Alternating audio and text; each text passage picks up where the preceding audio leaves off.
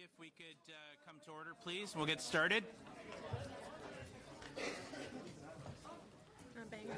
Oh, yeah. If everyone could just grab their seats, please. We got a full night, so we just want to get started here.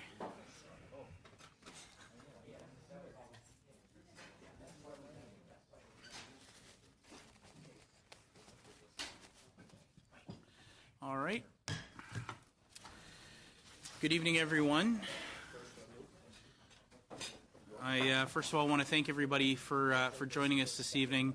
We are going to continue with the study of C85. I have a bit of a preamble here, so please bear with me. Welcome to today's meeting on Bill C81, I should say, an act to ensure a barrier-free Canada. The objective of today's meeting is to continue the committee's thorough review of the bill.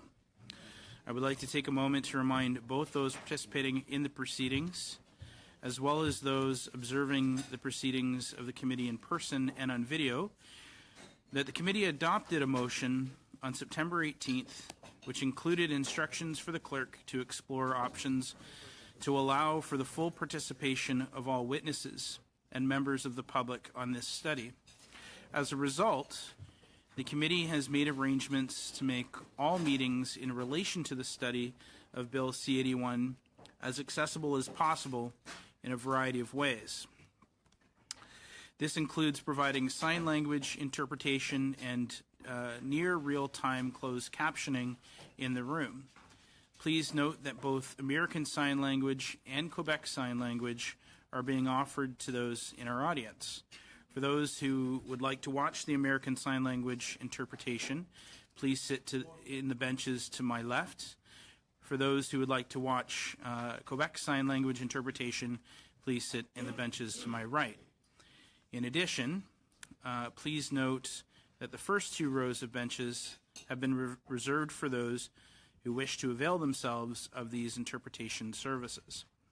Screens displaying the near real-time closed captioning have also been set up with the English text to my left and the French text to my right. The sign language interpreters in the room are also being video recorded for the eventual broadcast of the meeting on Parleview via the committee's website. In light of these arrangements, the committee would ask that if you need to leave the room during the meeting, please do not walk in front of the sign language interpreters. Instead, please use the extremities of the room. In addition, we would ask that those in the room remain seated as much as possible during the meeting, so that everyone in attendance can clearly see the sign language interpretation.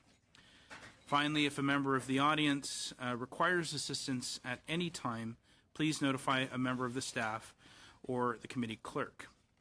I will also add that ask not only the witnesses present today and appearing via video conference, but also remind all of my colleagues to keep your speech at a slow pace to allow the interpreters to do their job and be able to keep up. If at any time I see anybody's maybe going a little bit too fast, I will interrupt. So I apologize in advance. But we want to make sure that your words are captured by the interpreters throughout the meeting. I'm very pleased to welcome our first panel here this evening, coming to us via the Vancouver Airport Authority. From the Vancouver Airport Authority via video conference from Vancouver, British Columbia, Mr. Craig Richmond, President and Executive Officer. Can you hear me okay, sir? Yes, sir. Excellent. We also have in attendance here today from the Canadian Transportation Agency, Mr. Scott Striner, Chair and Chief Executive Officer. And also from Via Rail Canada, we have Yves Desjardins Siciliano, President and Chief Executive Officer, and John Nicola Morello Senior Legal Counsel, Legal and Corporate Affairs. Welcome to all of you. We're going to start this first round with 5-minute statements and then rounds of questions. Is it 5 or 7? 5-minute statements. Okay. And first up, we have Mr. Richmond. The first 5-minute statements, all yours. Thank you, Mr. Chair. Thank you to the committee for inviting me to speak today. I'm very grateful to have this opportunity to talk about accessibility. I'd like to provide you with a broad perspective on behalf of the airport community, because it's an important topic that will impact us all. First, I'd like to give some context quickly. As you may know, most Canadian airports are managed by local, not-for-profit organizations. Under this unique model, we do not receive any money from the government. Instead, we operate as private companies, having to compete and innovate to stay ahead of the competition. However, we are not beholden to shareholders. We reinvest all profits back into our airports, which allows for constant improvements. And underpinning this is a commitment to provide an exceptional experience for everyone. YVR has become a model of accessibility and inclusion because we believe that everyone who wants to fly should be able to fly, and everyone who wants to work at the airport should have that opportunity. We have spent the last 25 years making our airport barrier-free. For instance, we have universal food and service counters that welcome people using wheeled mobility devices. We use low-resistance carpeting on our floors for easier movement and greater stability. We work with a range of partners to ensure that YVR meets high standards through terminal audits. We host experiential tours to test our facilities. This includes a tour for families living with autism and a tour for those living with spinal cord injuries. We also address non-visible disabilities. For instance, we just introduced our FlyCalm initiative with the Canadian Mental Health Association, and this program helps travelers de-stress prior to air travel.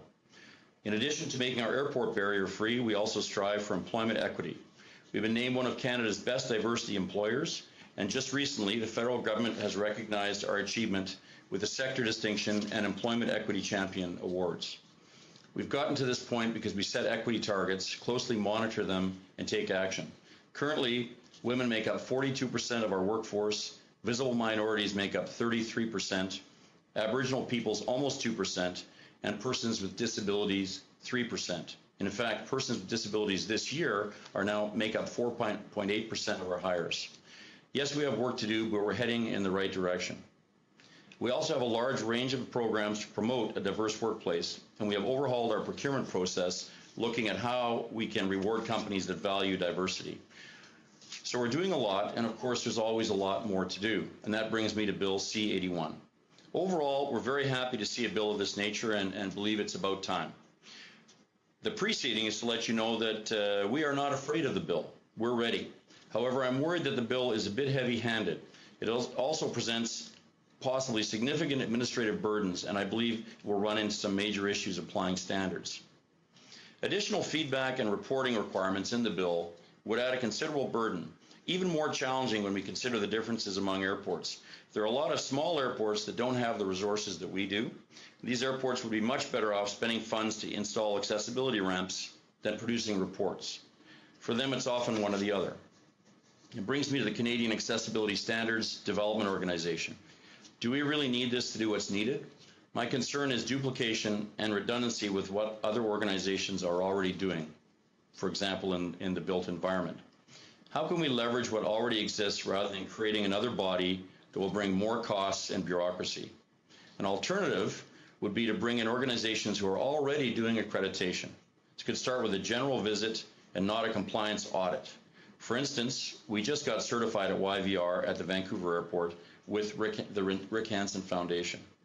I also agree it's important to set standards and hold everyone accountable, and ultimately, of course, the way to ensure that is through fines. However, fines should be the last resort. I'm co-chair of the President's Group, a network of business leaders in Vancouver committed to improving employment outcomes for people with disabilities in BC. One reason the group was formed was to find a less punitive way to get organizations to comply.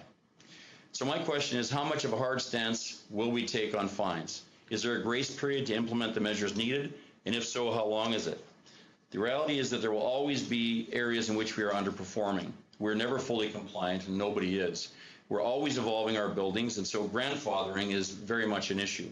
We're committed to getting it right, but the solutions are often expensive and time-consuming.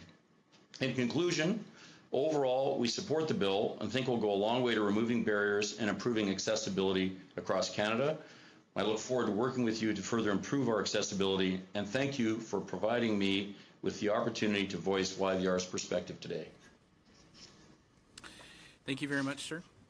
Before we go on, just a reminder, if we keep our pace a little bit slow, that would be great. I have not been very heavy-handed this session with the timing, so if you go over a little bit, it's not the end of the world. So just keep that in mind. Up next from the Canadian Transportation Agency, Mr. Scott Striner, Chair and Chief Executive Officer. The next 5 minutes are all yours, sir. Thank you, Chair, and thank you to the committee for inviting me here today. Je suis heureux d'être ici. It is a pleasure to be here today to provide an overview of the Canadian Transportation Agency's CTA, accessibility-related responsibilities and activities as part of the committee's hearings into Bill C-81, the proposed Accessible Canada Act. The Canadian Transportation Agency, the CTA, has been around since 1904. We are Canada's longest-standing independent expert tribunal and regulator. In 1988, our enabling legislation was amended to add accessible transportation as one of our core mandates. As the Supreme Court of Canada said in a 2007 ruling upholding one of our decisions, quote, Parliament charged the agency, the Canadian Transportation Agency, with the public responsibility for assessing barriers because the agency uniquely has the specialized expertise to balance the requirements of persons with disabilities with the practical realities of a federal transportation system. Ensuring that Canadians with disabilities are able to travel independently and with dignity is in the CTA's DNA. We all know that transportation services are integral to modern life, whether we're going to visit family, see new places, or conduct business. As the UN Convention on the Rights of Persons with Disabilities states, transportation services to which persons with disabilities have equal access are, quote, enable persons with disabilities to live independently and participate fully in all aspects of life. The CTA's vision is to make Canada's national transportation system the most accessible in the world. Now, we know that this is an ambitious vision, but we believe that in a country whose fundamental values include equality and inclusion, we should aspire to nothing less. Nous prenons des mesures importantes. We are taking major steps to translate that vision into reality. Let me briefly highlight 4 examples. First, in 2016, we established the CTA's Center of Expertise for Accessible Transportation, which serves as the hub of activity within and beyond the CTA for all matters related to the removal of barriers to persons with disabilities in the national transportation system. Our second action relates to regulation. Following 2 years of intensive consultations with disability rights organizations and industry, we're drafting new accessible transportation regulations that will integrate 2 existing regulations and 6 voluntary codes into a single, robust, binding, and enforceable instrument. The consultative process included multiple discussions with our Accessibility Advisory Committee, several of whose members are actually here today, which brings together 19 disability rights groups, plus representatives from the air, passenger rail, and interprovincial bus and ferry sectors. We hope to have the new accessible transportation regulations ready for publication in the Canada Gazette in early 2019. Third, we've organized multi-stakeholder discussions, including a working group, focused on the significant and growing challenges associated with the transportation and storage of wheelchairs and other mobility aids on aircraft. That working group's recommendations are expected to be ready by the spring. And finally, together with our partners in Global Affairs Canada and Transport Canada, we're spearheading efforts to give accessible air travel profile within the International Civil Aviation Organization, ICAO. And one of our goals is to make sure that accessible air travel figures prominently on ICAO's agenda during its triennial General Conference next September in Montreal.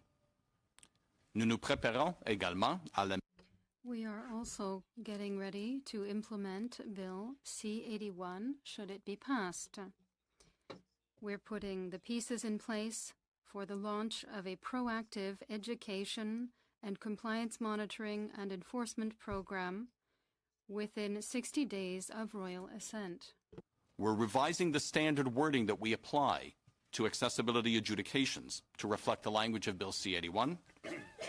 And we've held discussions with the other implementation bodies named in the law, in the bill, to begin working towards coherent, well-aligned approaches to the delivery of our respective accessibility mandates. Accessible transportation is a fundamental human right. The CTA is committed to ensuring that this right is realized in practice through clarity of purpose and concrete action. Thank you for your attention. I look forward to answering your questions. Thank you very much, sir. And now from Via Rail Canada, we have Yves Desjardins Siciliano, President and Chief Executive Officer, and Jean-Nicolas Morello, Senior Legal Counsel, Legal and Corporate Affairs. 5 minutes, sir. Alors, bonsoir, Monsieur le... Good day, Mr. Chair and MPs.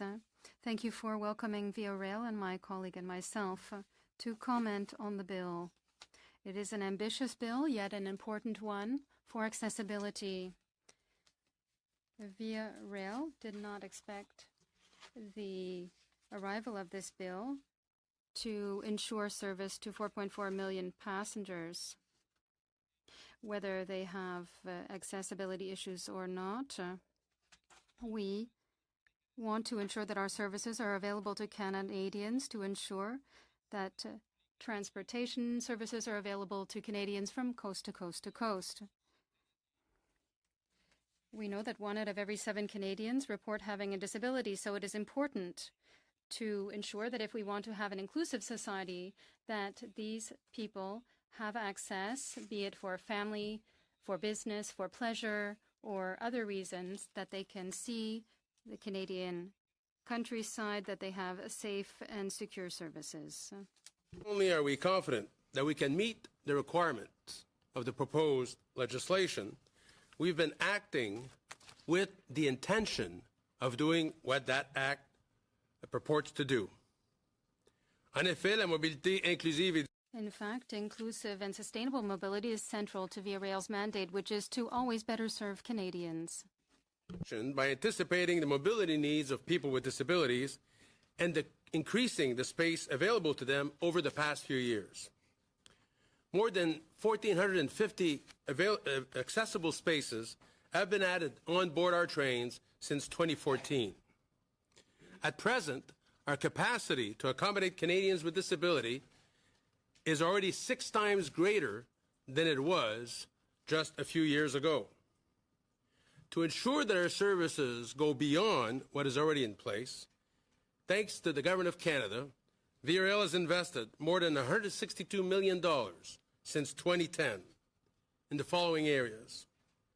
On our trains, we just recently awarded a contract for $54 million to make 17 cars fully accessible on the oldest generation of Via Rail trains that cover the country from one ocean to the other, all the way to Churchill, Manitoba.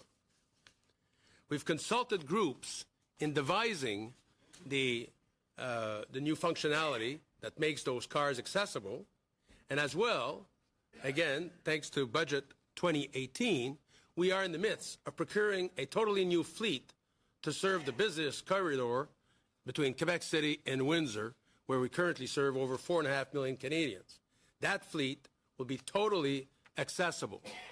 And I want to salute in this room today Bob Brown, a member of the Council of Canadians with Disabilities, who with his colleagues from the Council and other organizations representing people with disabilities have met with VIA to set out the specifications required to adapt to their disabilities, and as well have been part of the visits we've made to manufacturers to ensure that the product that is being designed meets those requirements. Here in Ottawa, over the last 2 years, we've spent $20 million to retrofit the Ottawa station which we want to see as a model of universal access, not only here in Via Rail's network, but around the world. We're currently working with the Union Internationale des Chemins de Fer to devise a way for people with blindness or other sight disabilities to find their way from door all the way to their train seat without the aid of other individuals, providing them not only mobility but freedom.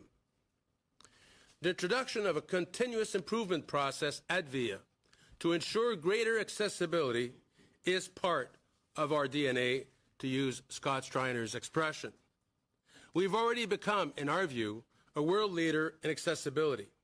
As we celebrate our 40th anniversary, as I said, we're just about to procure a new fleet that will be 21st century in terms of accessibility. We've also proposed to build a dedicated infrastructure for Via Rail services between Quebec City, Montreal, Ottawa, and Toronto. That high-frequency rail network would also provide universal accessibility, not only on its cars, but all of its stations. And because it will be fully accessible and fully available to Via Rail services, it will provide 3 times the number of frequencies that we have today on freight networks, making greater accessibility in a broader sense available to all Canadians. Mais en tant qu'employeur, Via Rail est tout.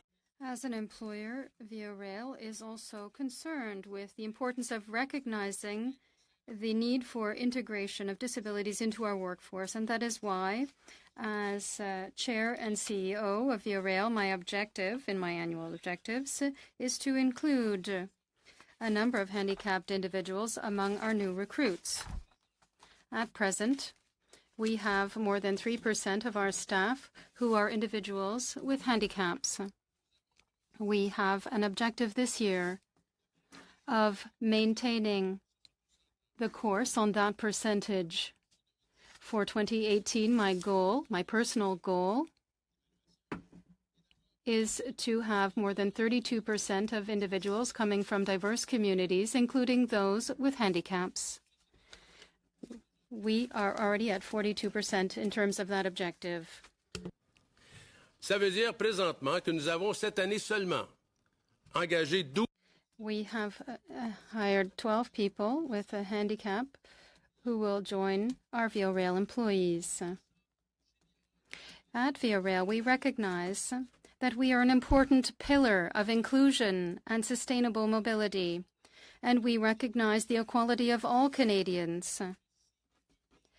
They need to fully live freely as Canadians, not just in their thoughts and their beliefs, but also in terms of their own mobility.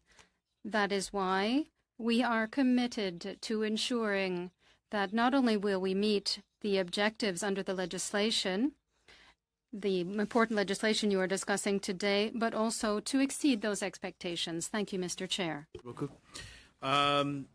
Up first for questions, we have MP Finley for 6 minutes, please. Thank you, Mr. Chair.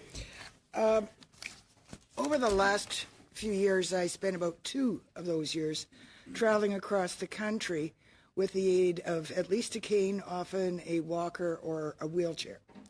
And one thing I noticed was dramatic differences between the accessibility in different airports in particular. For example, here in Ottawa, if anyone tries to drop you off at the airport in a car, when they go in to get a wheelchair for you, the parking police come along to give you a ticket. If you go to Toronto, the wheelchairs are at the very back of the terminal. And same deal, you're not allowed to stop and wait while somebody goes and gets your wheelchair. In other places, the airlines say that it's the delivery of the services up to them. They'll come right up to the curb and pick you up, but there's no consistency. Would this bill change that? And if so, how?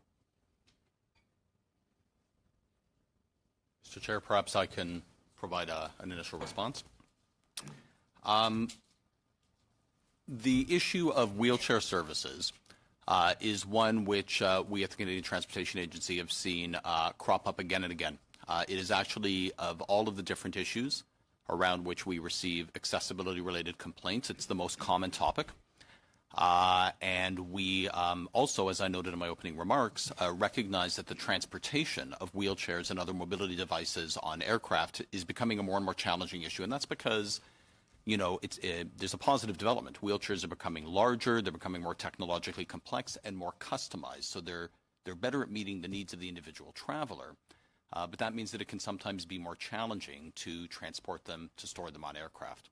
And that's the reason why we set up a multi-stakeholder working group to deal with this. Now, the member asked about whether positive change is coming.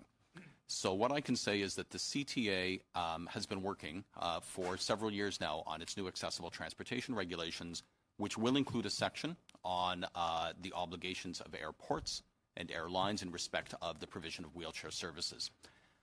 Those provisions should help to ensure more consistent service delivery and better quality service delivery. So I think that we're confident after 2 years of consultations and development that these new regulations will help to make a positive difference in the area that you've identified as one of concern. It's totally inconsistent right now. Just never know what to expect. Mr. Richmond, I don't know if you have any comments on that. I know you've worked in many different airports around the world, whether you have comments on that. And if so, I'd welcome them. But also, I'm wondering, because you did refer to smaller airports, what you anticipate would be the impact on these airports of the unfunded mandate that would be inherent in the passage of C-81. Thank you very much. I would just like to state that, as Mr. Striner said, it's a growing issue, especially as we have an aging population all over the world. It is not uncommon for us now to have requests for 50, 75, or 100 wheelchairs to meet airplanes from certain areas of the world. And we've seen as many as 150 requests off one aircraft, which is more than all the wheelchairs we have in the airport. So we are working at the airport to try and grapple with this problem as well. In Vancouver, there are actually places where you can drop off or be picked up that are very accessible with wheelchairs nearby. I wanted to highlight my colleagues in smaller airports, not because I don't think that they do a good job. In fact, I think a lot of the smaller ones, it's much easier to do a good job. And I think that since over the past 2 decades, as I look at airports from coast to coast, they are much more accessible than they were in the past. Everybody has incorporated accessibility into their standards. You're right, though, it is not as consistent as it might be across the country. And what do you see as the financial impact of this unfunded mandate on particularly smaller airports? That's a good question, and that's why I raised it. I think that for the most part, anybody who's built a new terminal, and most airports in Canada are new, have conformed to CSA B651, which is a very good built environment code. I don't know about what will happen if airports are mandated to be standing at the curb with wheelchairs. That to me could be quite a serious cost for smaller airports and large airports. Also, I think that whatever we can do to make the reporting requirements under this bill as reasonable as possible, I think would go a long way. Many of the small airports in Canada run with a staff of 20 people, and they do all kinds of jobs, and having to add more reports just adds more cost and more difficulty to small airports. I'm not worried so much at the large airport, but obviously we wouldn't want it to be onerous. Thank you very much. Mr. Striner, you said that you want Canada to be the best in the world, which suggests that we're not right now.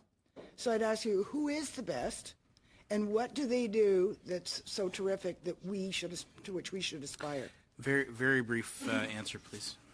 My very brief answer is different countries are very successful in different areas. I didn't mean to suggest, Mr. Chair, that Canada isn't a leader in some respects in the area of accessibility. But there are certainly other countries that we can learn from.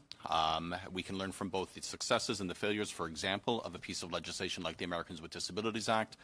That legislation contributed to significant improvements in accessibility in some areas, but there were also some challenges with its implementation. So we try to learn from the lessons of every jurisdiction that has attempted to advance this issue. Thank you very much. Thank you. And now over to MP Hogue for 6 minutes, please. Thank you to all of the witnesses. You all seem to have a positive outlook in terms of the directions you're taking and feeling quite comfortable with that. I was just following up on MP Finley's comment or question with respect to referencing. I was wondering how you're going to tell that. The question she stole right out of my mouth in terms of when you said you wanted to be the best in the world, which clearly we'd like to be. How are you going to, you've referenced some areas that we are worse in, some that we're in better in. What are the areas we need to look at, and what impact would this bill have in terms of being able to turn those around? So I think what I would say is in respect of transportation, we have a number of areas in Canada where we clearly are ahead of the curve. We were one of the first countries, for example, to implement mandatory training requirements in the personnel training regulations that we currently have at the Canadian Transportation Agency. While those regulations aren't perfect, they drew the attention of service providers to the need to ensure not only that the built environment is accessible, not only that there's the right equipment, but that personnel are trained in order to interact appropriately with and provide services to people with disabilities. In other areas, we face some significant challenges. What I would say is there are a few ingredients, I think, to advancing this agenda forward. One of them is to have a set of modern regulations that actually draw upon Canada's experience over the last 25 years since the CTA first got its accessibility mandate. And as I said in response to the member's question, best practices in other countries. Our work on those regulations is well advanced. Bill C-81 will reinforce our regulation-making power, but we already have that power, and it's pursuant to the current power that we've been working on these regulations. But regulations by themselves are a start. They're not enough. There are other ingredients required. We need a strong, proactive compliance assurance program. At the CTA, we've been working on creating a program which is risk-based so that we will target our efforts in those areas where the risk of noncompliance or the impact of noncompliance is highest. Bill C-81 adds to the CTA's compliance toolkit. It gives our compliance enforcement officers additional tools to get out there and to ensure that people are complying. And then I think that the third leg, very briefly, is information. It's making sure that both persons with disabilities and service providers know what their rights and responsibilities are. And so in addition to a compliance program, the CTA is planning to undertake, should the bill be passed, a very proactive information program with those communities. I'm assuming that there is some type of concurrence around the world with respect to what best practices are and how those are, so that we actually know what we're implementing. If I can go quickly to Craig Richmond, I want to get on the record to say hi to your dad, who was the Speaker of the House when I was in the legislature, and to your sister, who was my ministerial assistant for a number of years. So please pass along my best wishes to them.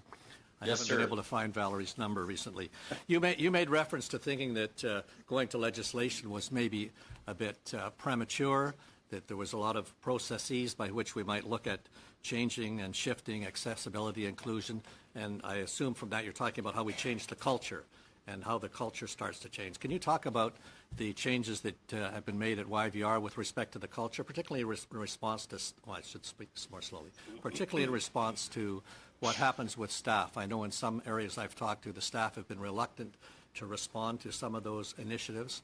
So what is the process of the culture changing so that there's not a disparity between the culture, values, and principles and how those are reflected in the legislation? Well, thank you for that. Actually, I'm not opposed to legislation. I just hope that, as Mr. Striner said, there's a lot of information out there, and that it doesn't come across, and compliance audits are very heavy-handed from the very beginning, especially at airports that may be a little bit behind.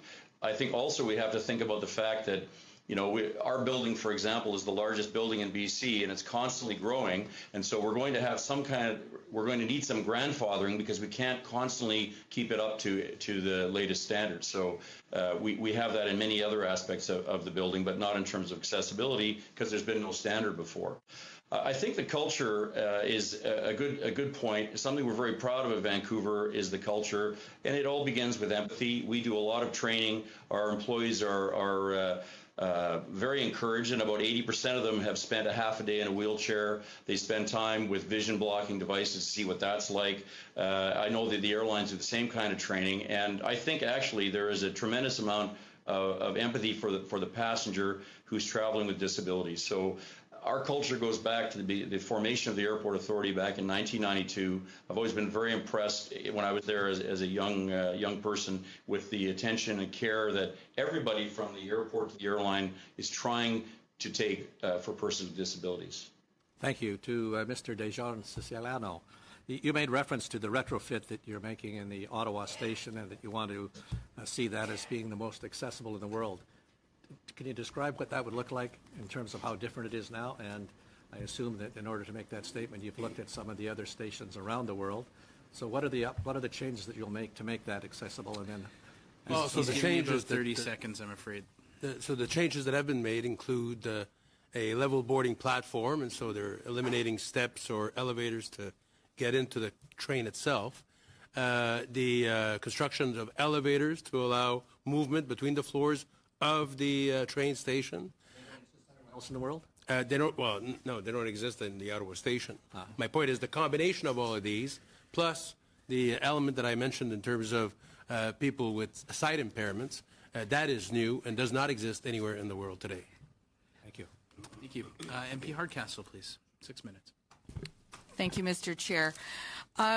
Right now, gentlemen, I'm sure you're aware, if you've read Bill C-81 right now, there are no requirements, there are no timelines right now, and your jurisdiction in particular in transportation is exempt, and you do not have to offer a rationalization for a decision. There's no appeal process for a person in the disability community.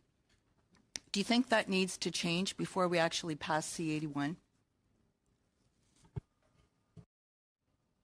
want to be sure, Mr. Chair, that I understand the question. So let me perhaps I can give an initial answer, and then if the member feels I haven't responded. I can repeat it. Certainly. Right now, Yep. there is an exemption. You can be exempt It's an exemption power, right? Okay. without giving a reason, without giving a rationale. So that if there is a civil activist, if there was someone in the disability community that wants to understand your decision, if any civil society member wants to understand the decision, you don't have to give that rationalization. So do you believe that any aspect of that should change before C-81 is actually brought to fruition as our first National Accessibility Act? So I want to thank the member for her question. Let me just preface my answer by saying that as the chair of an independent tribunal, I don't presume to pronounce on policy choices made by the government when it advances legislation or decisions that Parliament will make on the legislation. So I'll talk a bit about what we do now and how we use our powers. But as to your question, should the bill change, I'll defer to parliamentarians and to ministers on that. Okay. I'm very limited.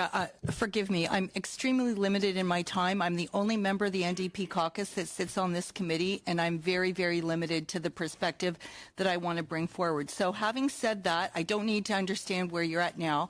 So with the bill, you did mention that you are looking towards binding and enforceable regulations. Maybe you can expand on that, and perhaps we can get some of those perspectives on how we can move forward with improvements to binding and enforceable regulation. Absolutely. So the only thing I'll say about exemptions is we actually currently have an exemption power in the law, which we have never used, just so that you know.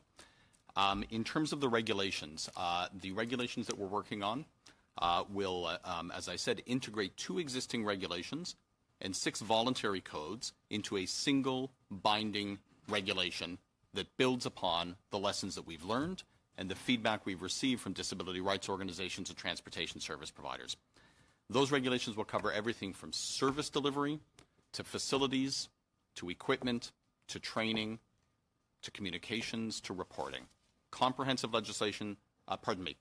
regulations across the board, fully enforceable through administrative monetary penalties. The work on those regulations is well advanced. On October the 1st, we had a special ad hoc meeting of our Accessibility Advisory Committee, received some final rounds of feedback from its members, and we are looking forward to finalizing those regulations and to rolling them out in 2019. Gentlemen, anybody else want to talk about enforcement or binding regulation? How should we be proceeding with that under C-81? Well, I'll just say, Mr. Richmond, yes, Mr. Richmond, you were concerned about how heavy-handed this was, C-81 is right now. So maybe you can elaborate on areas that you think we need to be looking to proceed successfully. Well, I think that I really liked, as I said, when Mr. Striner talked about information packages. If an airport, I'm speaking for airports now, if an airport is falling short in some important aspect of accessibility, I think we would have heard by now, but you never know. If so, to give a lot of information and a lot of opportunity for the airport to voluntarily fix what is wrong. And as I said, sometimes that may take some time. Sometimes it's about grandfathering. For example, going back and fixing a terminal that might be full of asbestos might be a real problem, and you're just going to say, look, I'll wait until I'm going to demolish that part of the terminal. So having some flexibility, I think, is a good idea. But I'm not saying that to get out of doing the right thing. In fact, without any legislation, I would always make available our rationale for making decisions in the built environment. So I would do that voluntarily already. And what about timelines? In order, this bill right now doesn't have any timelines in order to move forward. You probably have some insight. Mr. Richmond, you mentioned about grandfathering. I think a few of you have mentioned about having a grace period to implement. Can anybody elaborate on your thoughts on how you think we can be moving forward to make amendments that improve this so that it is successful when we implement it? Very, very quick answer, please. If it's helpful to the member, the regulations that we're currently working on do have coming into force timelines by which regulated entities will have to comply with all of the regulatory requirements. So those are already in the regulations that we've drafted. Is there a grace period in grandfathering? There is a transition period for certain requirements where something new is coming in, but for requirements that have been long-standing, they would simply roll over into the new regulations. Thank you very much. MP Brumi, for 6 minutes, please. Thank you very much, everybody, for coming today. Mr. Richmond, obviously I'm from BC. I love our airport. It's a fantastic airport. Probably the best airport in Canada, but I'm biased. It is actually quite impressive to see the amount of progress that's made. When we look at what we want to accomplish, the question is, do we legislate it? Do we regulate it? All these questions. But really, some of the top organizations are already doing things. In fact, I remember coming back from a trip from overseas a couple of months ago, and I saw a whole bunch of your employees in wheelchairs going through their training. And I asked, what's going on here? And it was amazing to see that you're putting people through the process of what it's like to be in that wheelchair, what it's like for people who are actually paralyzed, who have challenges. What are those challenges that they're facing? So I guess the first question I have for you is what made you get to that point? Because nobody came down with a hammer and said, do this. Appreciate the kind words. It's just been in our DNA from the very beginning. That's been used. That term's been used. The idea that our people should understand what it's like, and in everything that we do, we try to put ourselves in other people's shoes. So, for example, working with again the Rick Hansen Foundation, we realize that people with assistant dogs, once they go through all of the various steps, for example, to go to the United States, if their dog has to go to the washroom, what do? So we put in a doggy washroom in Transborder. And to me, it's just customer service. Persons with disabilities are a big part of our customer base. We're just trying to look after them. And which I think is fantastic. I mean, those are some of the best practices that we see across the country. A lot has been mentioned in today, as well as in previous testimony, about timelines. When will we get this thing done? And we've chosen an approach of creating the framework that we could work within. What are your thoughts on that? Do you think that we need to be coming down and saying you have to have this done by this time? Because I know that you mentioned the cost that you might not be in a position to do things. So what would you say to those timelines? I'd have to see the actual regulations, and I'm sure that we'll have all kinds of time to talk to the CTA about it. I know that my work in other areas with persons with disabilities is that generally businesses want to do the right thing, I think. I don't disagree. You have to have that ultimate hammer of the fines. But if we can just make sure that what we're looking for in the first case is information and dialogue and not jumping right to compliance and fining. So you would like to see flexibility rather than a hard cap on a timeline, like this has to be done by 2020 or 2025, whatever that might be? Well, certainly, and again, as I said in my remarks, I'm not afraid of this legislation. I mean, we've been accessible for a long time, and I think if there are any areas for us to improve, we'll actually embrace those. I think there's a lot of smaller entities out there that could be faced with a pretty stiff, as the other person said, the other MP said, Ms. Findlay, unfunded obligations. So I worry about, all of those smaller airports that feed Vancouver inside BC. So speaking of unfunded, I keep hearing, what's the cost going to be? What's the cost going to be? With where you are already at with your airport, and I know where you're at, does that bring you a competitive advantage? And if so, where? Well, we certainly hope so. We want to be known. I think we're getting known around the world as a very accessible airport, regardless of your handicap, regardless of your abilities. And I think it does give us a competitive advantage. I think airlines know that we'll look after their passengers. So we don't look at it as a cost. We look at it as a cost of doing business. Are you seeing an uptake on tourism, accessibility tourism? Through your airport? I think we are. It can be a little bit difficult to measure, but I think when I talk to various groups, they know through their communities and say internet forums around the world, they know the places you want to avoid, and we're certainly not in that category. People feel comfortable transiting through our airport. So finally, I just want to keep sticking to this advantage because while obviously there's always going to be a cost to things, but we have to start thinking about the advantage to doing the right thing. And we know, and I mean, you said it, you had a plane, 150 wheelchairs. People are no longer confined to their homes, we hope.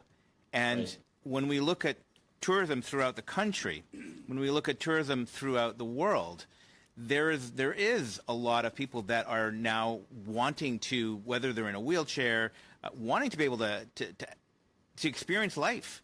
And to have that advantage, I think, can help pay for it in itself. If we as a country have these standards that allow freedom of mobility, then I think that's our competitive advantage for tourism as well. Would you agree?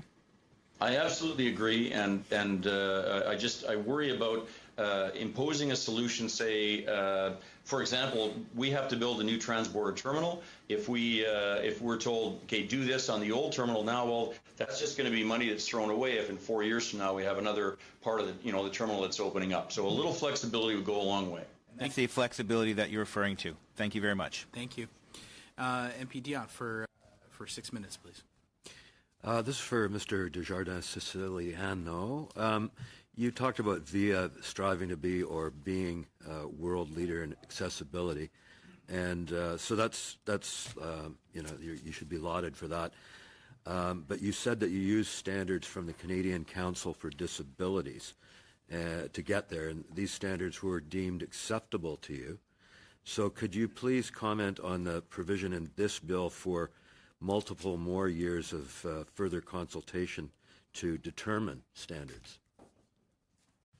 Well, thank you. Well, I was referring to the fact that at VIA we try to consult clients before we make major changes to our business practices, and therefore this client group was consulted in the design of the refit that we're doing on the old equipment to make it more accessible, as well as the design points for the new equipment that we're procuring for the corridor. So the And I must recognize the work of the Canadian Transportation Agency under the leadership of Mr. Striner, who really are part of that process.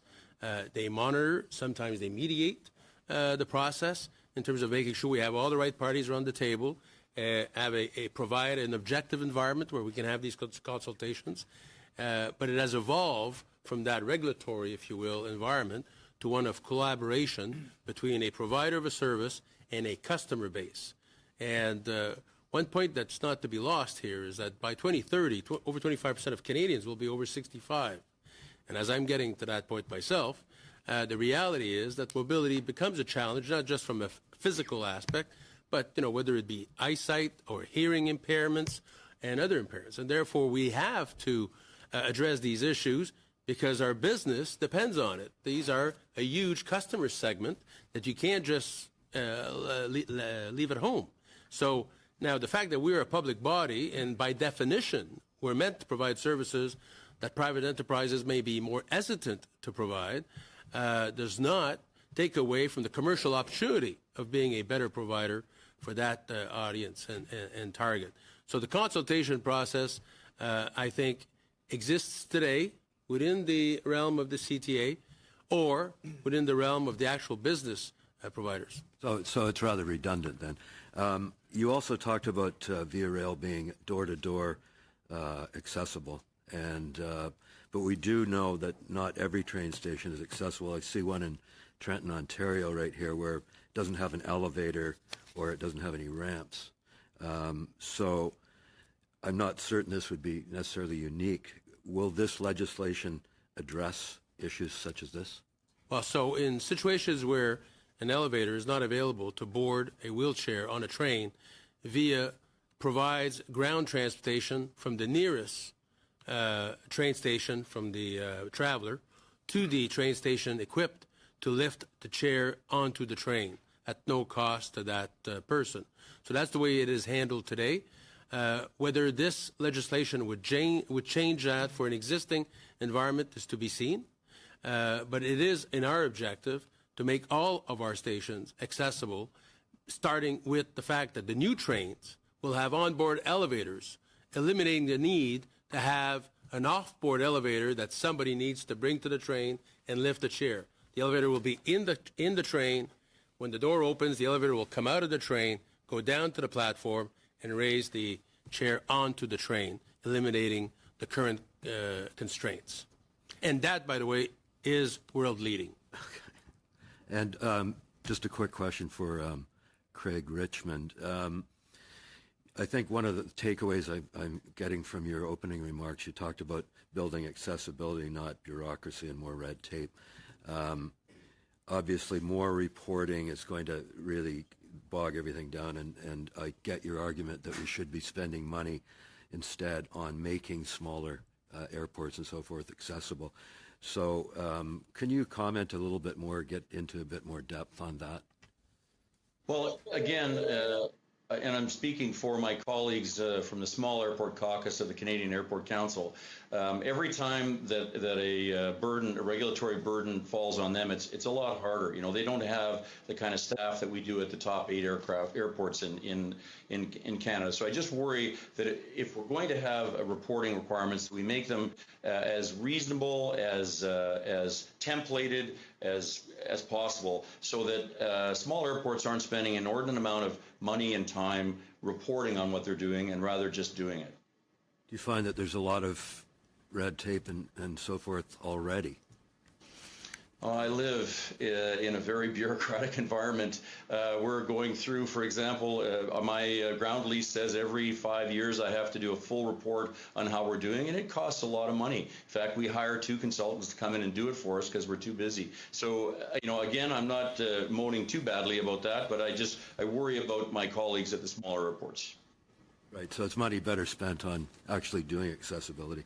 How am I doing on time? About 10 really seconds. quick question to Scott Striner. You were talking about countries that have best practices, and can you spell out precisely a few of these countries that might be better than us in certain areas and specify?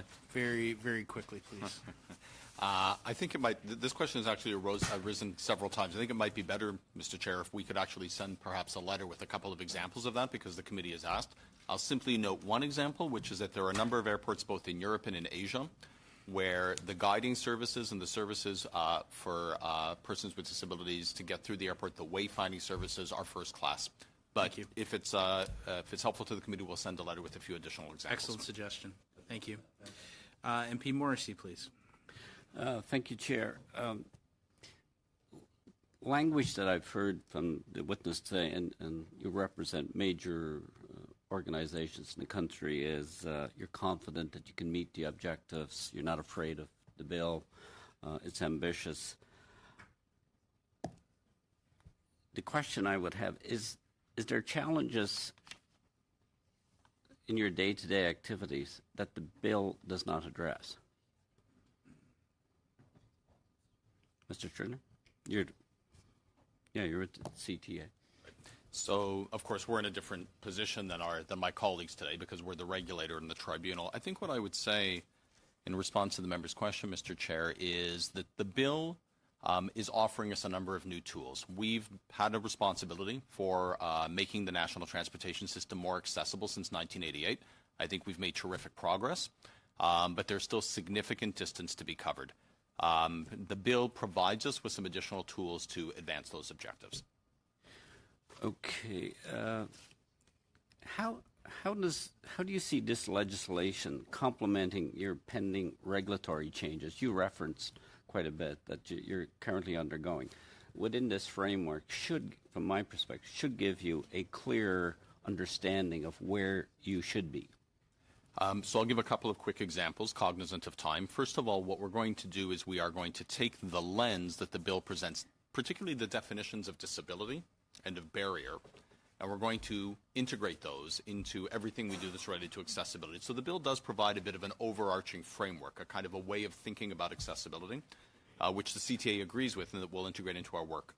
More concretely, the additional powers that our enforcement officers will have to go and inspect, to impose administrative monetary penalties if necessary, to negotiate compliance plans with regulated entities.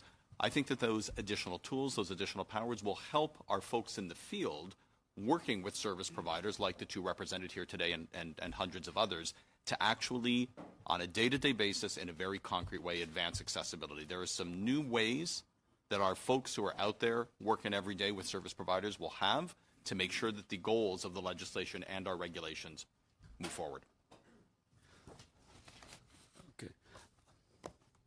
Okay. Given that environment and your mandate where you're going, will it be easier to achieve that with Bill C-81?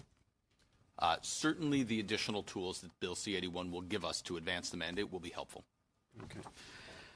Could you tell us currently how does the CTA handle accessibility-related complaints today, and how will this change under Bill C-81? So I'll briefly explain for the member and other members that we really do at the CTA have two roles. We're the regulator, we set the rules, but we also hear complaints from individual Canadians or from advocacy organizations about concerns they might have, including around accessibility. When somebody comes forward to us with a complaint, the first thing that we'll try to do is see if we can arrive at a resolution between the complainant and the service provider in an informal way through a mediation or a facilitation process, because in many respects it's better for all concerned if we don't have to go all the way to adjudication, which is more court-like. But if we're not able to achieve a resolution through an informal process, or if the two parties aren't interested in engaging in those discussions, then we convene like a court of law. We have all the powers of a superior court. We hear evidence, we hear arguments, and we issue binding decisions. I will tell you that the trend line on accessibility complaints is upward. 4 years ago, we received about 25 accessibility complaints in 2014-15, I think that's the right year. That number doubled the next year, tripled the next year, and last year it was about 100 accessibility-related complaints. So as we've, pardon me? What's driving that? What's the primary? You know, I think that there's a number of drivers. As an organization, we've made efforts to ensure that persons with disabilities are aware that they can turn to us for assistance if they've got an issue. Yeah. So we've done public information efforts, undertaken public information efforts, but I think generally, and this committee's work is, I think, an example of that, There's more attention today than there was several years ago to accessibility issues and to the fundamental right of people with disabilities to equal access to transportation services. So I think we've contributed as an organization, but I think it's part of a broader societal trend. 1 second or 1 minute? 1 minute. What's that? Yes, you did. You didn't get to the part which was what will change under Bill C-81. So a number of things will change under Bill C-81. As I already mentioned, our compliance officers will have more authority. The size of administrative monetary penalties, AMPs, the maximum AMP that they can impose will go from $25,000 to $250,000. Now, of course, they're not going to jump to that AMP in the first instance of noncompliance, but the option is there to go to a much more significant administrative monetary penalty. The bill would see us administering a participant funding program, which is a way of allowing persons with disabilities to access funding so that they can pursue applications before the CTA that might otherwise be too expensive for them. And finally, the bill will allow the CTA to undertake inquiries at its own initiative with the agreement of the Minister of Transport into systemic accessibility issues. Currently, we don't have that power. We can undertake inquiries if we receive a complaint, but we can't undertake inquiries on our own initiative that are systemic in nature. If the bill is passed in its current form, we'll have that authority. Thank you very much. And we will have to stop there. I would, on behalf of the committee, like to thank everybody for being here today and coming to the committee via video conference. We are going to suspend for just a few moments so that we can switch panels. So we'll be right back. Suspend.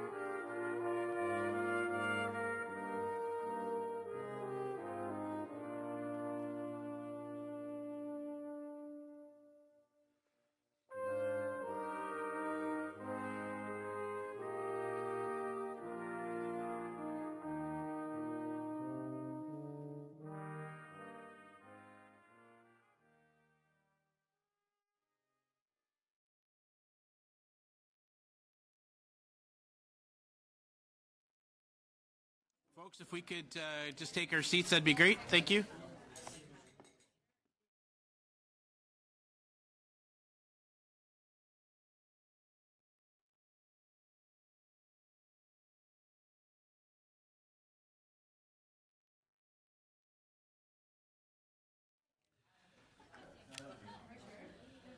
All right, so we're just going to get started here.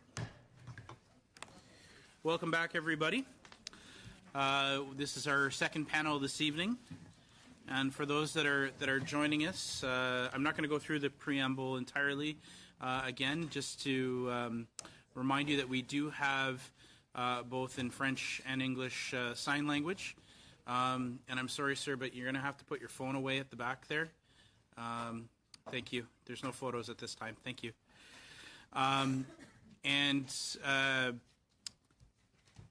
Yeah, so there's both French and English sign language, and just to keep your remarks, both your opening and closing remarks, and answering of any questions, keep your speech to a fairly even pace. If you're going too fast, I will just sort of stop you, and so I apologize in advance if I interrupt, but we want to make sure that everything is captured appropriately. Joining us now, we have via video conference from Surrey, BC, from the Council of Canadians with Disabilities. We have Jules Smith, chairperson. Welcome. Can you hear me okay? I can. Thank Excellent. you. Thank you. And is Stephen joining you or no? I thought Stephen's Stephen with us was in the here. room. Okay, sorry. Yeah. Excellent. That's right. Hello. Hi. Yes. We have Stephen Esty, Government and Community Relations Officer. Welcome. And then we have also here today in person, we have from the Canadian Wireless Telecommunications Association, Robert Giz, President and Chief Executive Officer, and Ursula Grom, Senior Director, Industry Affairs. Welcome to both of you. And then finally from Communication Disabilities Access Canada, Barbara Collier, Executive Director. Welcome. And we have 5 minutes, yeah? Okay, so we're going to start with Joel Smith and Stephen Esty, Council of Canadians with Disabilities. The next 5 minutes are all yours. Thank you. So I believe Steve and I agreed that I would go first. I want to thank you for this opportunity to speak with everyone. We have a number of items that through consultations across the country we've come to agreement upon, and I know you'll hear from many of my colleagues over the next few days. The first thing is that we are very much hoping that the bill will address the timelines of implementation. We would very much like to see challenging timelines to be established, such as 5 years. Canada is not the first country to put accessibility legislation in place, and there are many examples to draw from. And we've been consulted extensively, and I believe the government could easily meet a 5-year timeline of establishing a barrier-free Canada. We would also like the Act to better address effective management and complaints. We think that the fractured current status of the Act would make it very difficult for individuals with disabilities to be able to make complaints and to also have their needs met and their accessibility addressed. We would also very much like to see ASL and LSQ acknowledged as official languages for deaf individuals. 45 countries have acknowledged deaf languages to date, and we think that Canada is falling behind in not doing so. This is different than official status language. This is acknowledging that for deaf people, ASL, LSQ, and Indigenous signed languages are critical for their ability to have an accessible experience with services and with their rights. We would also like to see the CASDO board comprised of a minimum of 2/3 of persons with disabilities. We have seen many examples in the past where boards were consistent at a 50 plus 1% And in those cases, too often, our true needs are not met. And we would ultimately love to see 100%, but realizing that this may not be possible, we're asking for 2/3. We would like to also see the federal accessibility agencies that are set up to be at arm's length from government, and this would allow them to go about doing their businesses and better serve the needs of persons with disabilities. And finally, from my points, and then I'll pass to Steve, we think it's very important that Indigenous people with disabilities be consulted, as currently they are not mentioned in the Act.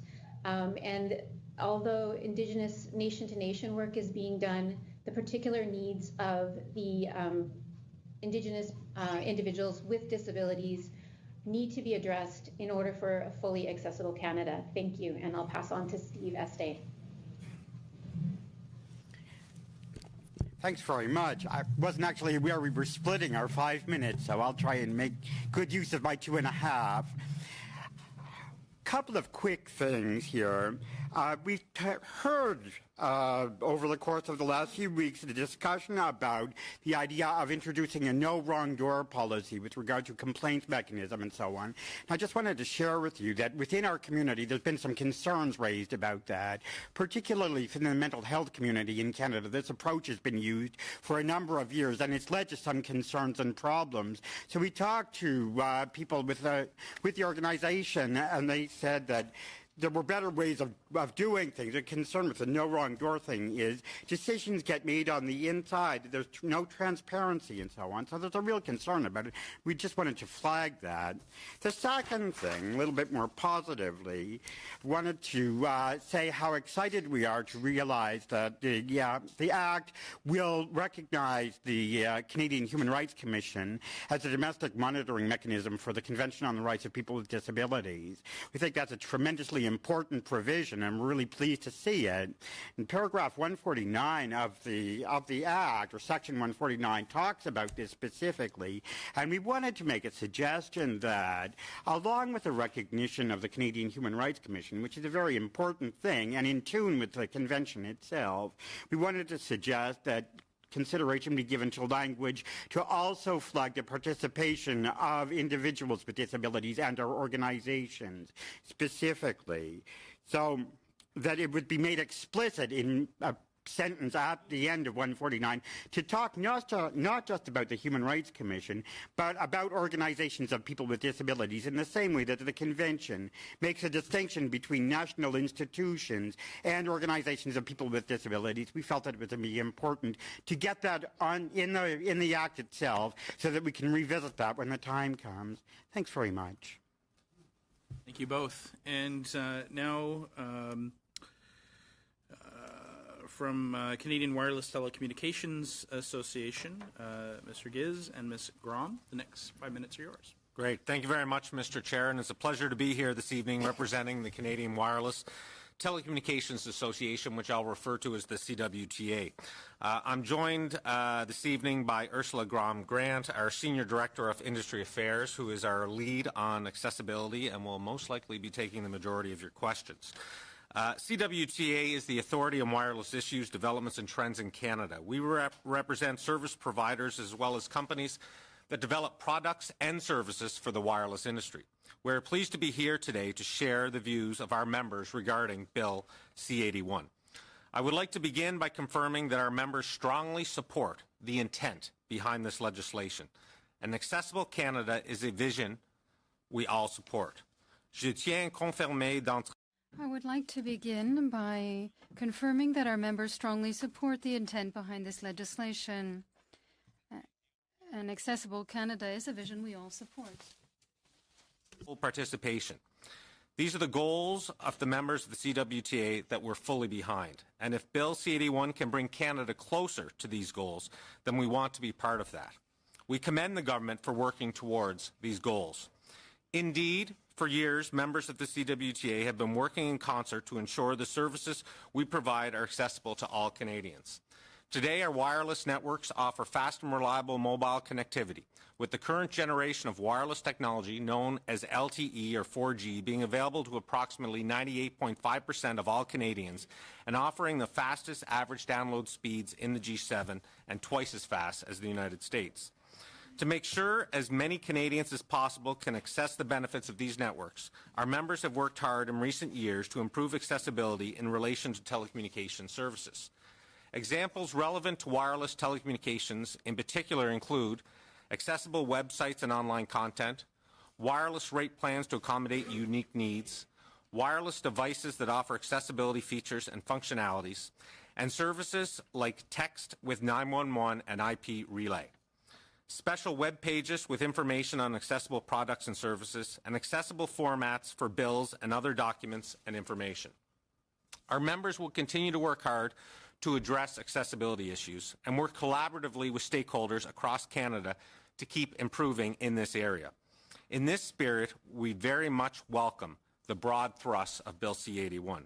In particular, the current draft of the legislation addresses several key concerns we shared through the consultation process that preceded the development of the bill. We're pleased to see the CRTC will continue in its current role with regard to regulation of accessibility. This provides continuity, understanding, and clarity to our members. It also ensures Canadians will continue to benefit from public processes that are accessible to Canadians with binding determinations all stakeholders can understand and follow. Even as we are pleased to see the CRTC's continued role, we do have some concerns regarding the details and clarity around next steps. Much of the bill remains aspirational. While the goals are ones we all share and should work toward, it has been difficult to provide feedback without a better and more detailed sense of the regulations that will follow in its wake. To give one example, while the CRTC will retain jurisdiction over the telecom products and service aspects of a Canadian carrier, another new regulatory body will provide oversight on other parts of the business. In addition, some provincial jurisdictions also have accessibility legislation, and we will need to understand where that fits in. This could work well, or it could create unnecessary overlap, duplication, and uncertainty, ultimately harming the interests of the very Canadians the legislation is seeking to assist. The details matter, and the regulations that will be created further to this legislation could have a significant impact, potentially negative as well. A number of jurisdictions in Canada have similar legislation in place, with applicable standards and similar goals to this bill. If we don't work closely together, competing and possibly contradictory standards could arise, harming the efforts of all concerned. Therefore, we urge this committee to recognize the importance of continued consultation once Bill C-81 is passed and proclaimed. Moving forward will be an education process for everyone, and our members want to see this happen in the most efficient and effective way possible. Les prochaines étapes seront une occasion. Moving forward will be an education process for everyone, and our members want to see this happen in the most efficient and effective way possible. The opportunity, and we'll look forward to your questions. Thank you very much, sir. And finally, from Communication Disabilities Access Canada, Barbara Collier, Executive Director, 5 minutes. Good evening, committee members. I'm delighted to be here this evening and honoured to represent Communication Disabilities Access Canada. And this is a non-profit national organisation that promotes accessibility for people who have speech and language disabilities that are not caused by hearing loss. And I need to take a minute to tell you a bit about who we're talking about and then to tell you a bit about what access means for them. So I'm going to focus on the needs of 500,000 Canadians who have a wide range of disabilities that affect how they communicate. We're talking about people who have cerebral palsy, autism spectrum disorder, intellectual disability, learning disability, ALS, traumatic brain injury, aphasia after a stroke, Parkinson's, and I could go on and list about 60 disabilities that affect how people communicate with you in their speech or understand what you're saying to them. So this is not a small marginalized population. This is a huge population. And it's a population that has got very little attention. They are off the radar when it comes to looking at accessibility needs of this group. And I'm going to tell you how we think Bill C-81 can be strengthened to include the needs of people with speech and language disabilities. At this time, the bill talks about priority areas. I think there's 5 or 6 of them. I'm going to have to reference them. Employment, built environment, procurement of goods and services, program and service delivery, transportation, and information and communication technologies. We propose that communication should be addressed in a much broader context than information and communication technologies. Now, we have analysed accessibility guidelines, standards all across the country, and I can tell you that usually it's about respect and attitudes, it's about plain language, it's about accessible websites, and it's about alternate formats and sign language, and these are incredibly important. But they are not addressing the needs of people who have speech and language disabilities. And I want to say that the people who have speech and language disabilities may have difficulty. They may have little or no speech. They may use pictures, letterboards, or speech-generating devices to communicate, or may they have difficulty comprehending what you're saying. Communication traditionally is looked at as giving information, getting information into people's heads. We're saying it's about two-way. It's about expression and it's about comprehension. And it occurs in all jurisdictions that interact with the public, in face-to-face interactions, telephone and telecommunications, reading and writing, public forums, meetings like this.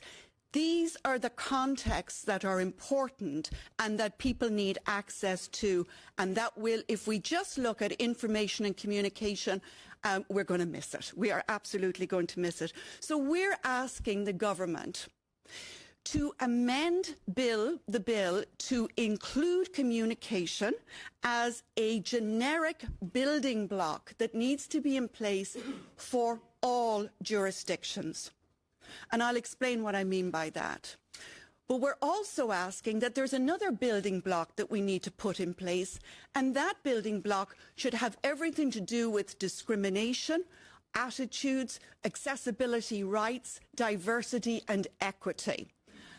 That's one building block. The other block is communication. And what we want is that all jurisdictions have training in how to interact with people whose speech may be unclear, who use a communication device, who have a communication assistant, or who need a communication assistant. That's the sort of thing that will make meaningful changes. We are then asking that across the board, so you've got the 2 domains, building blocks in place, then adapt them. Let's have our federal courts take the general communication training and then look at their own context. And in that, we want communication intermediaries to be available to victims, witnesses and accused who need to communicate in that context. We need Service Canada to be able to communicate with people on the telephone or offer the appropriate text-based communication alternatives. We need Elections Canada to offer online voting that people can use their own assisted devices and not suddenly have to learn how to use a I can't even speak, a sip and puff switch or a scanner that they've never seen before when they go in to vote. We have the solutions. The solutions are there. We just need to put them in place, and it's all very achievable. I'll say one more thing. I can see you smiling at me, Mr. Chairman, but I don't get a chance to speak very often. We want most of the barriers and the frustrations of people with speech and language disabilities are because they have no access to communication devices and the supports that they need to access the services. They would like the federal government to expand its role, not just to negotiate how standards, accessibility standards can be across the country, but that we can work together, the governments can work together to ensure that people have what they need to communicate with their services. Are the lights dimming at this point? I think they are. The music is coming up. The band is about to play, yes. Thank you very much. Thank you very much. First up with 6 minutes of questions, MP Folk, please. Perfect. Thank you all for being here today. I have a question. I believe it would be for Ms. Smith. You had mentioned deaf languages, so and having that be officially recognized. So could you explain to me how what you mean by that and how that would be achieved? Sure. I'm having a lot of feedback here. Are you able to hear me just as well? Yes. Okay. Having deaf languages recognized federally would ensure that services such as when a deaf person goes in to get their passport or going through the court system or accessing any other services, that first of all, their language would be recognized as the way that they communicate. So that is one example. Another example would be ensuring that all important documents that the federal government produces have a video of ASL and LSQ available for deaf individuals to watch so that they would understand the document better. The syntax and structure of deaf languages is quite different than written English and French, and many times deaf individuals struggle when trying to access languages. Much like with the Accessibility Act, we're encouraging plain language. We would like to see added the recognition of ASL, LSQ, and as conversation progresses with Indigenous communities, any of the Indigenous signed languages. Okay, thank you. The next question, I guess, I know it's even in our last meeting that we had, plain language. How, Ms. Collier, I'm wondering if you could touch on this for me. How would that, or how are stakeholders or the disability community looking to have that implemented into C81? So how because I understand what plain language means, but how would that be put into legislation?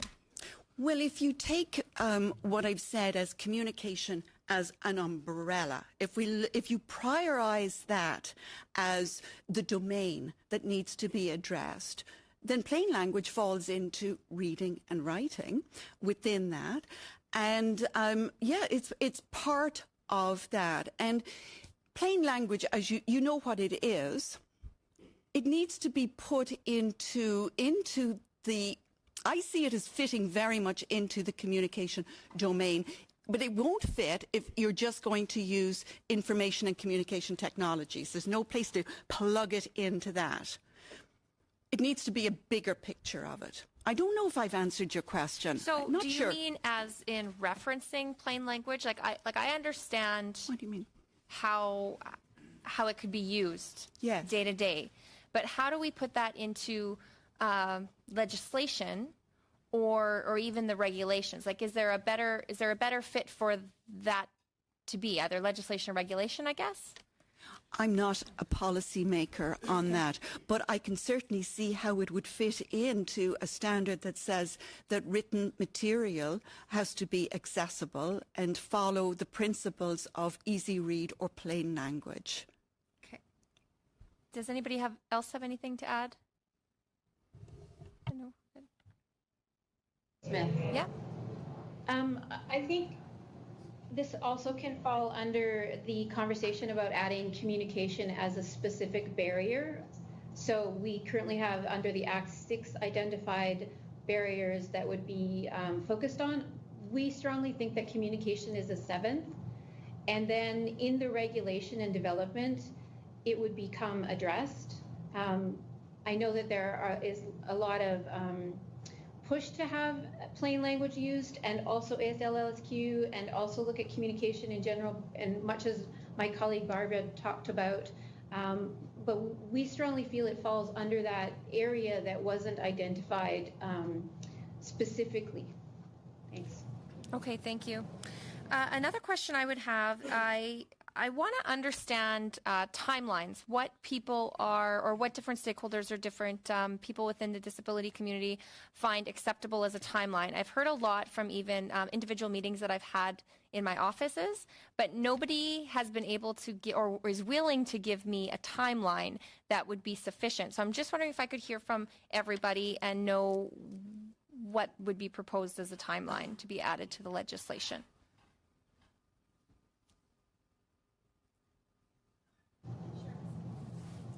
Because I know I brought it up. So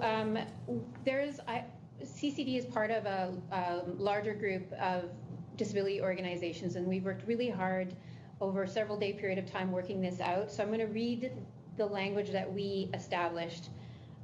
For substantive and progressive change, a deadline date must be set within a 5-year period following royal assent of approval for approval of all standards and regulations in each specific area required. A deadline for full implementation of each standard and regulation following their approval must be set within an 18-month period, and it must be understood that there will always be continual progression toward a barrier-free society. It's not realistic to think that a deadline date will mark full compliance or completion, but that a review must occur every 3 years and a public report of progress must be developed. Thank you very much. Thank you. And now over to MP Long, please. Thank you, Mr. Chair, and thank you to our witnesses this evening. I really appreciate your testimony. It's very, very, very enlightening. I certainly know this. Last meeting I talked about where I live in St. John Rosse, and coming upon a lady in a wheelchair who was literally waiting to be able to get from the car park into the mall. And my question was, well, why are you waiting here? And there was no way for her to get in unless somebody opened that door and let her in. And this is a public spot in my city. So, you know, C81 is going to break down barriers. It's going to open up the world for people with disabilities. Ms. Smith, Mr. Esty, Ms. Smith, I want to thank you for taking the time to come to my office. I know we met here, I think, a couple weeks ago, and I really appreciate the conversation. And I wanted to follow up on something that we did talk about, was the composition of the CASTO board. And I know we talked about it in the office, you know, 50 plus 1. I know you don't think that's good enough, and I certainly respect that. I know you want to see 70%. You know, from my past experience as a business person, being involved in different boards, the composition of boards is critical. Whether it's a bank, a hockey team, CASTO, what have you. So, you know, we continue to hear, Ms. Smith in particular, from other witnesses too, just about their concern about the composition of the board. So, do you want to elaborate on that? Just, I know you talked about you'd like to see 70%. There are those that suggest that, you know, language in Section 23.2 be amended to ensure that members of CASTO boards with lived experience with disabilities represent as much as practically possible, you know, the diversity of disability communities in Canada. So, you know, can the language of 23.2 be amended? And can you just share with us again the importance of composition of the CASTO board? Thank you. Thank you. Maybe, great to see you again. Yeah, good to see you too. So we would like to see the largest possible percentage. I would love to see 100%. I think that people with disabilities exist everywhere, and there is no reason that people with particular expertise couldn't be using their situation of employment to sit on the CASTO as well. But we are willing to go as low as 2/3. As I mentioned before, 50 plus 1%, we've seen many boards like that, and often what happens is that plus one gets convinced not to attend a meeting, so they don't vote in favor of things that would be progressive for us and such. And I also think that, you know, Minister Qualtrough clearly stated we need to move beyond the slogan, nothing about us without us, to just nothing about us. So we need to always be there. We need to always be at the table.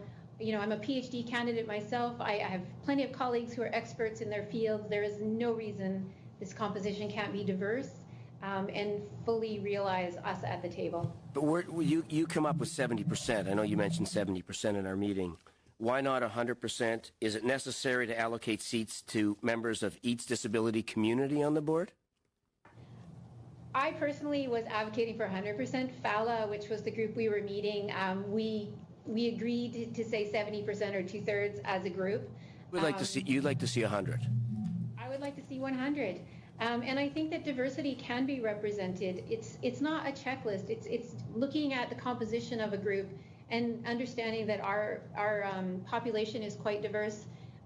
Not just have people represented checking off, oh, we have one deaf person, one person using a wheelchair, one person with vision impairment. I mean, looking at diversity and looking at access and knowledge, I think would be really critical. Thank you very much. Mr. Esty, do you have anything you want to contribute to that?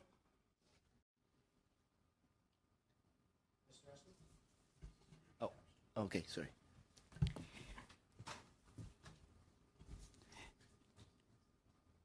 Thanks.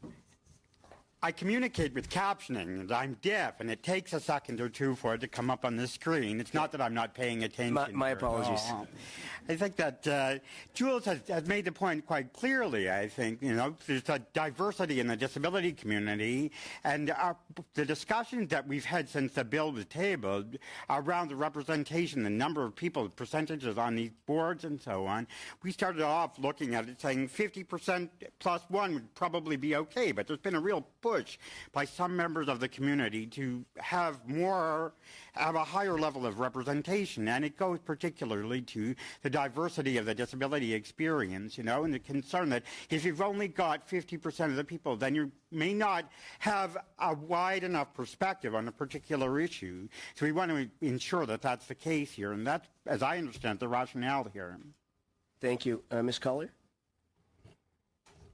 Yes, I would agree with 2/3, and the reason for that is that when we talk about communication access, we're talking about a very, very diverse population. People who have been born with disability that makes it very difficult for them to learn language and literacy. It's very different from somebody who's had a stroke and has that language. You can't have one or two people represent the whole diverse population of communication disabilities. We would support absolutely that you need representation on the Standards Committee of people with lived experience, but you also need representative of the disability organisation that can speak to the larger scope of things. Because people with communication disabilities are not necessarily speech-language pathologists with masters and PhDs in communication disabilities. So you need both. Thank you very much. MP Hardcastle, please, 6 minutes. Thank you very much. I'd like to go back to Mr. Etsy and Ms. Smith, if you can talk a little bit more about the real operational independence of the new agencies. There was concern about that independence in reporting to government, and perhaps they should be reporting directly to Parliament. Would you talk about the independence of organizations like CASDO, the Accessibility Commissioner, and the Chief Accessibility Officer?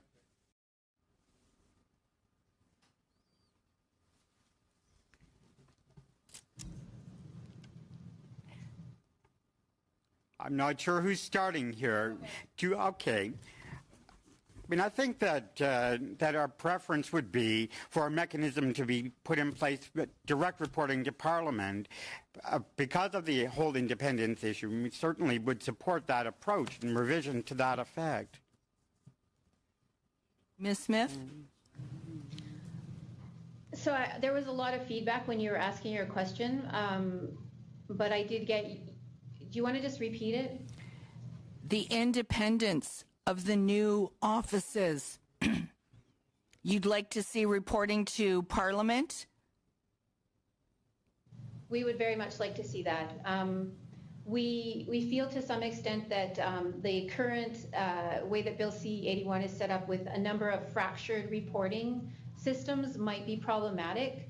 A couple of those organizations we've dealt with as the disability community in the past and had multiple barriers, and we feel like it's important to have that arm's length reporting in order to address some of those barriers and challenges, and also to set up a fresh mechanism that wouldn't operate under necessarily the mandate of a current government, but would operate under the mandate of disability community. Thank you. And Ms. Collier, can you elaborate a little bit on your concern with regards to entities, organizations, or jurisdictions that would be exempted right now under the proposed bill, the exemptions? Do you have any concerns that perhaps we should be looking at amendments or at least allowing for an appeal process? Or that decisions have to be provided when exemptions are made? I'm hoping I understand your question. Are you asking about the CRTC exemptions? Yeah, CRTC and transportation. I would apply the generic communication training and information to all jurisdictions, especially the CRTC and transportation. They would be included in this. How to communicate with people, what their barriers are. And I can speak a little bit about some of the concerns for the CRTC. First of all, I need to say that we have never surveyed people with speech and language disabilities. We have no data to research that population and the barriers they face. So what I'm telling you are anecdotal. They're saying that there are message relay services available to people who have hearing loss to use. They say that they are available for people who are speech impaired. People who have dysarthria, slurred speech due to cerebral palsy or a stroke, are saying that the operators have no training in how to facilitate speech-to-speech for them, so they don't use it. It's also not known, it's not marketed to them. We could see an enormous opportunity to expand that service for people with speech and language. Smartphones are being used more and more by people with disabilities. We have people in long-term care facilities who need phones in order to leave the hospital to live in the community for safety. The problem is the cost of the phone for them, the switch access to the phone because they can't operate it with their fingers, and there's no funding for this. But also I'm hearing it's the data plan and the plans themselves for the telephone use. It may be there for internet, and I'm not an expert in this, but I'm hearing there are major concerns around keeping up with the technology, specifically for people who have communication disabilities who are not deaf or hard of hearing. So I would say, and for transportation across the board. Ms. Smith, can you give us some of your comments with regards to concerns about exemptions? Sure. We're concerned that the exemptions will result in continued barriers for individuals with disabilities. We have dealt with CRTC and other groups that would fall under some of these exemptions for decades. And whenever there's an opportunity for them to have an exemption, they choose not to move forward the mandate of accessibility. And we feel very strongly that this act should clear a path to remove those barriers and to address the issues, which are not that difficult. As my colleague has just mentioned, there are opportunities with smartphones, there is training that's available, there is a wealth of research that these exemptions should not be there, that a barrier-free Canada is possible. We just have to decide to do it as a nation. Thank you very much. And for 6 minutes, MP Sanga, please. Thank you, Mr. Chair, and thank you very much for everyone coming here and giving this input. Now, my question is again to Ms. Smith.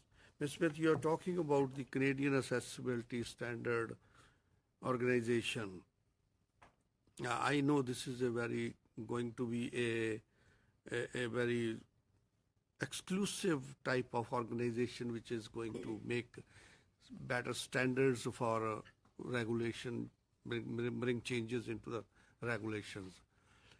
You talked about regarding the difficulty of complaints, and you wanted some sort of reforms.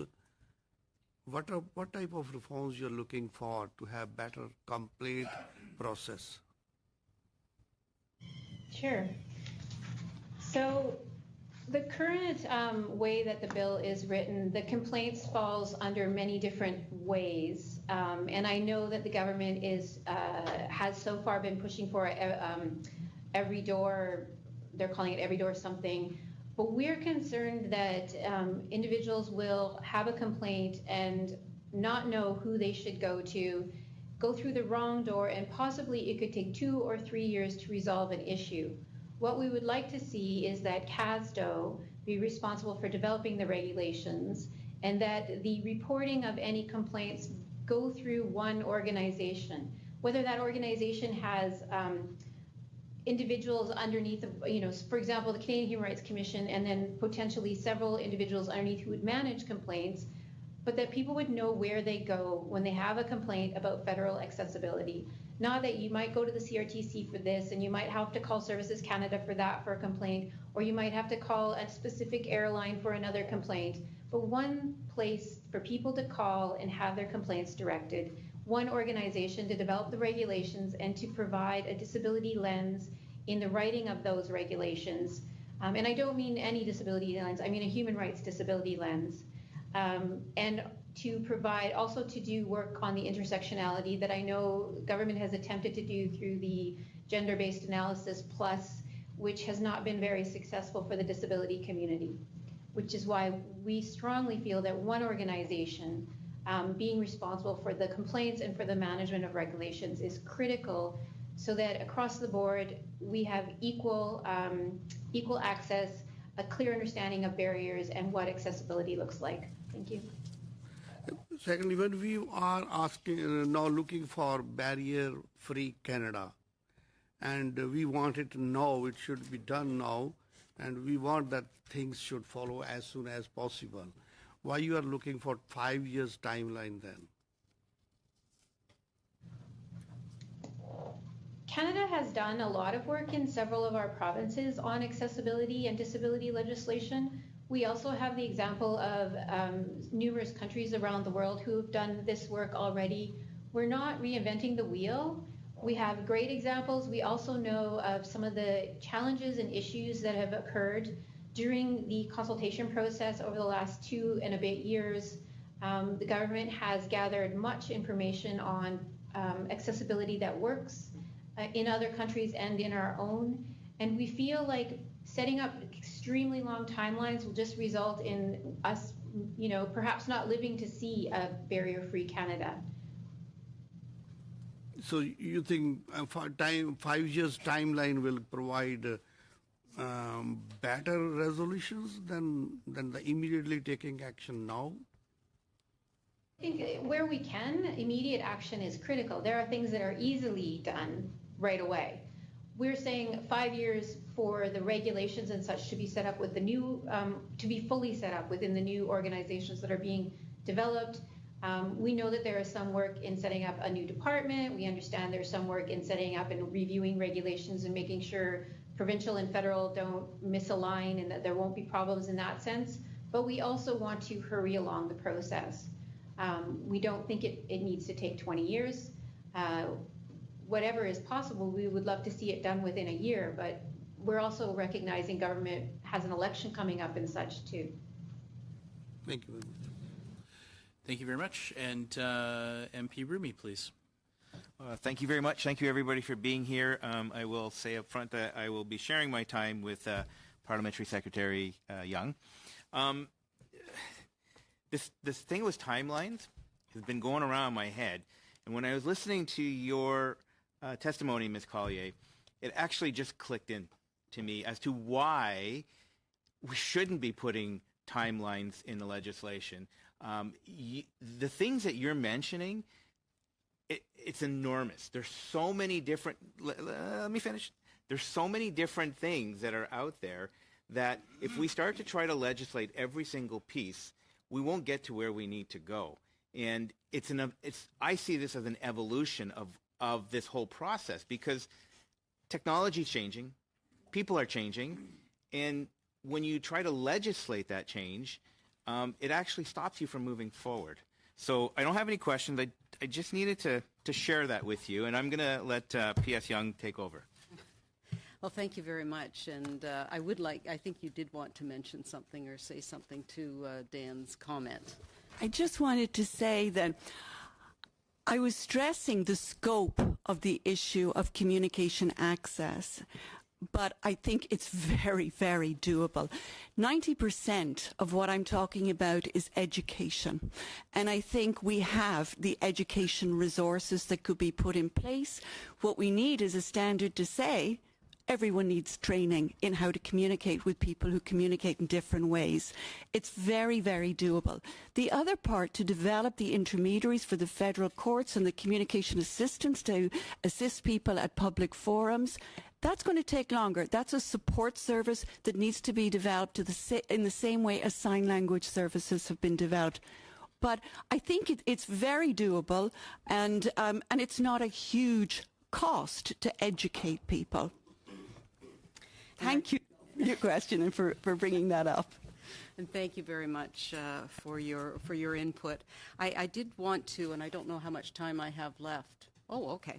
Well, I did want to read a quote that our accessibility minister, Qualtrough, said when she was appearing before the committee, and it was about timelines. And I think it's important for us to hear what the minister was saying and why she is thinking that timelines are not necessary. She said, "We also want people to get moving on this now. We don't want to say that we're going to have an accessible Canada by 2025 or 2030, and then people sit back and say, okay, I have time. We need to do this now. It's like giving people a reason to wait instead of requiring people to do something now. And given that we want to spur immediate action, do you believe that timelines will help speed up the action to get us where we need to get to?" Mr. Esty, would you like to take that on?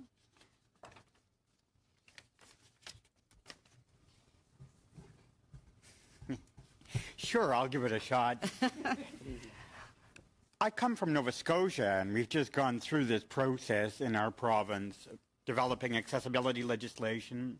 And when the first reading happened in Nova Scotia, there were no timelines in the legislation at all. And the disability community there got up in arms about that and were concerned about the lack of any kind of timelines, and concern being if you don't have a wall against which to backstop things, then how do you measure your progress? How do you what's the right word? How do you compel people to do something without a fixed date? And we were able to get the government of Nova Scotia to put a fixed date in the legislation. We've had some discussion about that experience federally over the last, since June 21st when you tabled the legislation, and its lack of a fixed date. And what I've heard, and I think as Jules mentioned, the idea of not having one particular date globally, but to look at it segmenting out different areas of the legislation, different pieces. It's a very complicated thing, Bill C-81, and to say one date fits all is going to create difficulties, I think. But at the same time, without some kind of a firm wall, a backstop against which to measure, we have a concern as a disability community that it's never going to come. You know, don't worry about tomorrow, because tomorrow never comes, kind of a thing. Flexibility is important.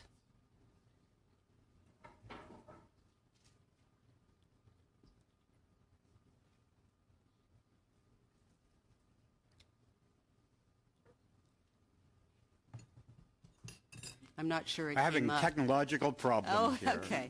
I just wanted to insert the word flexibility into what you're saying, that's necessary, not maybe a direct timeline.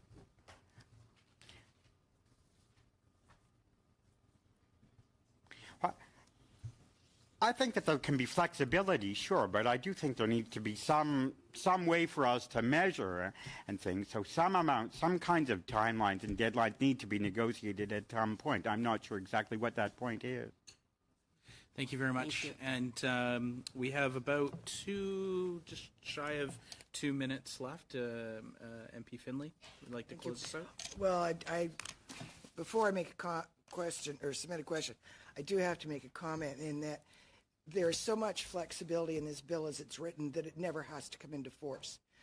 Standard provision in any bill is a coming into force date, and that does not exist. So even if the bill passes and gets royal assent, there is absolutely no requirement on the government to bring it into effect. That means that all the good talk here, all the good intentions will go nowhere. And I personally have a real problem with that. But my question is for Mr. Gitz. Given your unique background as a legislator and also one who is in many cases representing the private sector now, what are your reactions to the differences in requirements of government departments and federally regulated industries and interests in as much as the exemptions that apply to government departments who choose not to participate or versus the private sector, or things like penalties for noncompliance? Good question. I do want to touch a little bit on timelines. I realize what the minister said, but I'll back up. I think what what Ms. Young said, and that was around flexibility. And I think all legislation, when you used to bring in legislation, if you put a specific timeline on something and you miss that timeline, you're going to be criticized and you're going to have a lot of difficulty. So I think flexibility with regards to any legislation is extremely important. And also I want to go back and talk about making sure that the consultations and everyone involved at the table is there. Now, I go with Mr. Esty too, and I called a bit of a catch-22. If you don't have a timeline, then you could say that let's get it done right away, or it may not compel people to want to deal with things right away as well. So there is a bit of a catch-22 there, but I think that if you work with the word flexibility, you'll find a way to get there and keep everyone at the table. With regards to different provisions, you got to realize uniqueness that exists, and there are going to have to be some special provisions, but ensuring that everyone realizes why they're in place, and I think people talked about education before, is going to be a key to that. So understanding why the CRTC is responsible for certain areas. We heard from the airport folks before. I think that we are unique. There's not a one-size-fits-all. I do agree with, I think it's Ms. Smith who mentioned that there is a plethora of information out there on different provinces doing things as well as other countries. We don't need to copy what everyone else does, but we can pick and choose on what best fits Canadian society. Thank you very much. And I have to cut it there, unfortunately. But I wanted to just take the opportunity to thank all of you for helping us with this study, this bill, and for being here today and joining us via video conference. And thank you to my colleagues, and of course, as always, everybody that makes today possible. And there are more of you on this study than normal. So thank you all very, very much. Adjourned.